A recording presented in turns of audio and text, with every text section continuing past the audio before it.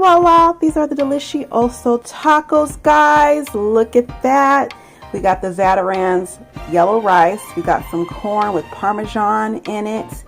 We got a side of sour cream, and we got the Takis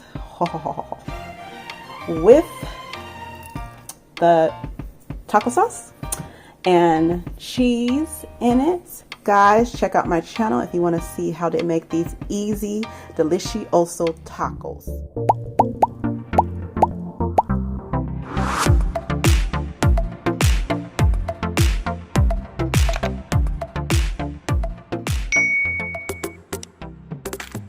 Hey guys, it's Melissa's Life, and today I'm making some simple, easy, Delicioso tacos with some yellow rice from Zatarain's. If you guys want to see that, please stay tuned.